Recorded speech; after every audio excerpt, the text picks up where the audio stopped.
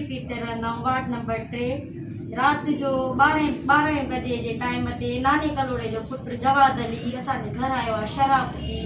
ऐं असांजो दर भञी दरवाज़े जे आॾो मुंहिंजो नंढड़ो पार्लर आहे मुंहिंजी अम्मा ग़रीब आहे पराइनि दरनि ते कमु कंदी आहे मुंहिंजो पार्लर आहे पंहिंजो असां पाण रोज़ी करे खाईंदा आहियूं उहे उतां मुंहिंजी माउ खे 3 कुर्सियूं खणी ईंदसि जंहिंमें पंहिंजे पीउ ऐं असांजे कलोड़नि ॿियनि जेको आहे पाड़े वारनि छॾायो आहे उन खां पोइ पिस्टल खणी आयो माना धुत नशे में हो मूंखे मारण जी कोशिशि कई रसई पहिरीं 4 महीना पहिरीं बि मूंखे एॾो मारियो हुई मुंहिंजे घर खणी पिस्टल चैम्बर करे भाऊ मूंखे कुंदा कया ऐं पिस्टलनि जा हीअ मुंहिंजी बांह भञी छॾी सॼे मोरे में सभिनीनि खे ख़बर आहे पर असां पहिरीं बि बसि असांजा कुझु हुया वॾड़ा उन्हनि जे चवण ते बसि असां माठ करे वियासीं छो त उन्हनि जे लाइ असांखे लख इज़त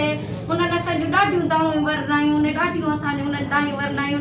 पर हू वीचारा पंहिंजे घर सुता पिया आहिनि असां हर त उन्हनि खे टेंशन न ॾींदासीं न हे जेॾीमहिल राति बि नशो करे ऐं माना 12 बजे जे टाइम ते आयो आहे मुंहिंजी माउ खे वारनि मां वठी दरवाज़े खां मारियो अथसि इन जी जेकी ॿी भेण आहे उन मूंखे जेको आहे सो मारियो आहे असांखे भाऊ एॾो डपु आहे मूंखे इन मां ख़तरो आहे ॾाढो ऐं मूंखे मौत मार धमकियूं थो ॾिए त माना केॾीमहिल बि तुंहिंजो मौत थिए चए थी इन जी माउ केॾीमहिल बि तुंहिंजो मौत थिए त माना मां कराए त मां माराईंदीमांइ ऐं शाम जो पहिरीं मूं ॾे न्यापो कयो हुई कंहिं माण्हूअ खे चई त मां तोखे पैसा थी ॾियां त पेट्रोल वठी ऐं हिन जे मुंहं ते तेज़ाब न हिन जो मुंहुं साड़ मूंखे उन माण्हूअ न्यापो ॾिनो मां घर छॾे पंहिंजो भॼी वियमि ॿिए घर वञी वेठमि मां राति 12 बजे जीअं घर आई आहियां ऐं हिते सोटियूं खणी असांजे मथां जेको आहे सो तशदुद कयोसि मां सभिनी खे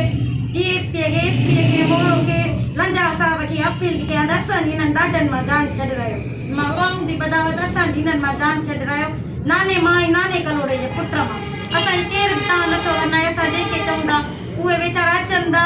असांजे लाइ सभु कुझु करे वरी हलिया था वञनि पर असां हर त उन्हनि खे टेंशन कोन ॾींदासीं न ॿियनि माण्हुनि खे ही जेके असांजे लाइ कयूं वेठा न छो था विढ़नि छो था तव्हां तशदुद कनि छा मसइलो आहे भाऊ विढ़नि इन जे लाइ त अॻे चकर बि मूंखे छोकिरो मारे वियो त तूं बास त तूं मुंहिंजे पीउ सां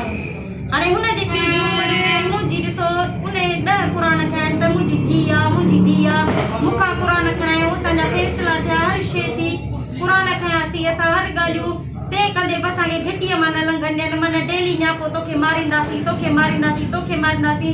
ऐं भाऊ मां पंहिंजो माना असां एतिरा बेज़ार थी चुका आहियूं जो मां दरवाज़े खां ॿाहिरि पेर नथी रखी सघां त मथां मारीनि जा मुंहिंजी छोकिरी खणी खॾे में उछलाए छॾनि ऐं राति जो हाणे ॾिसो सुतल माण्हू असां 1:30 बजे 2 बजे असां कंहिंजा दर खड़कायूं केरु असांखे बचाईंदो मां महिरबानी करे मां ॿाहूं थी ॿुधायांव असां ग़रीब ऐं यतीम ऐं महिरबानी करे मुंहिंजी तव्हां अॻिते वरनायो ऐं मूंखे इंसाफ़ खपे हिननि खां भाऊ महिरबानी करे असां ॾाढा परेशान हिन मूंखे ॾाढो